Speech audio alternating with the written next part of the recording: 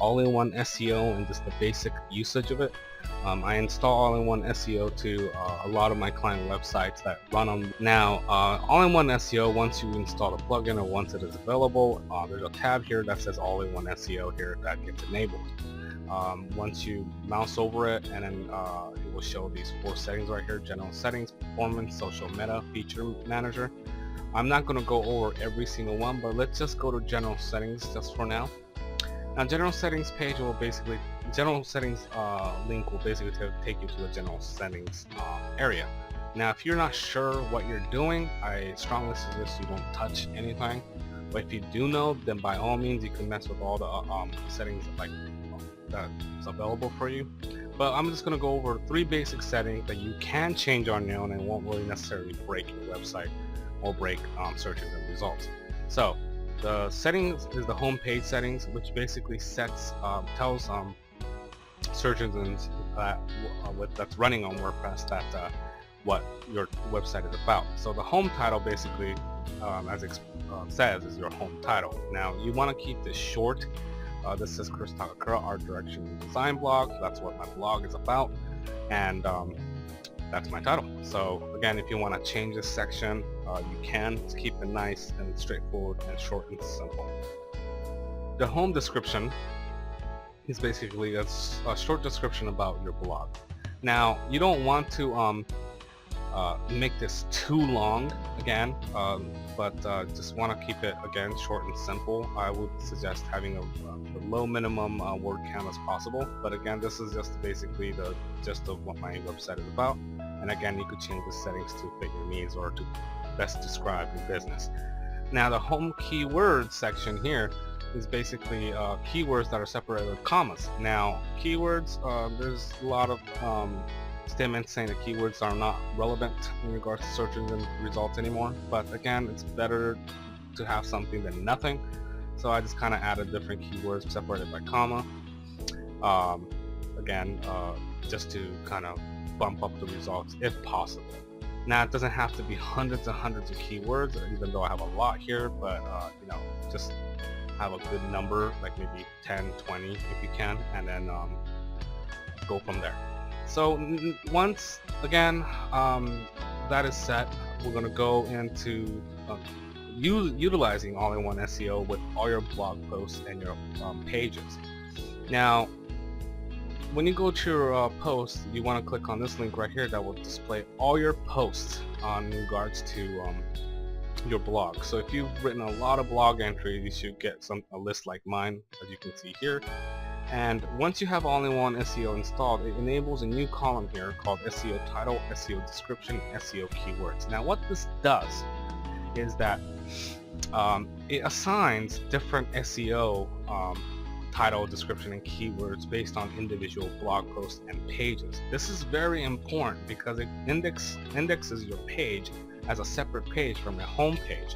If we back in the day, we used to use description and keywords in all of our pages, meaning the title was the same, the description was the same in every single page. Well, times have changed now. There's a better effective method with SEO, and this plugin allows you to do so.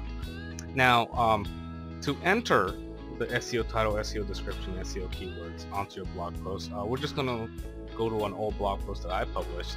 But if you're writing a new one, this is also the same information. So take a look here.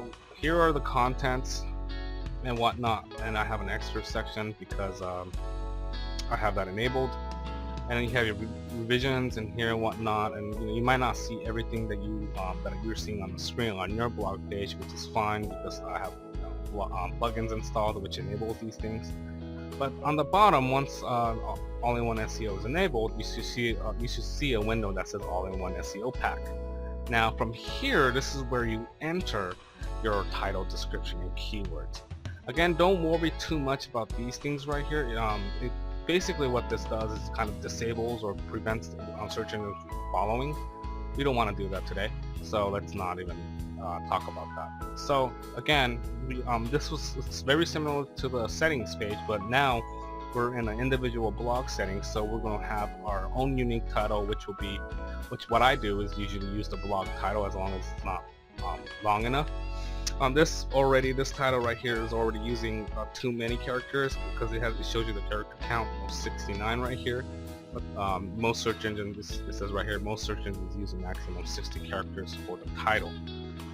So maybe we can shorten this and say Adobe Creative Cloud only. This was my blog post. And as you can see up here, the preview snippet, you can see how what it may look like on search engines. And then the description, again, is the same thing as the settings page, but we're going to set a separate description for this page, because we're going to write something that's relevant to this article.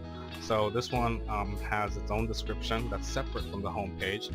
And then again, this one also has a separate keywords that's different from the home page. The keyword section, again, doesn't have to be hundreds of keywords, so don't spend too much time on it, but just enter a few keywords that's relevant to the article or blog news that you post.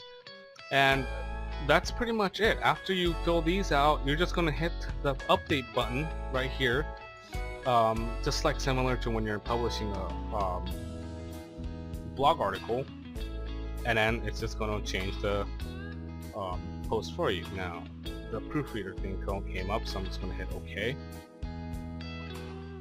And then once we hit OK, it's going to take us to the edit post page. And it's going to say post updated and view post. Now let's go back to the list, our blog list.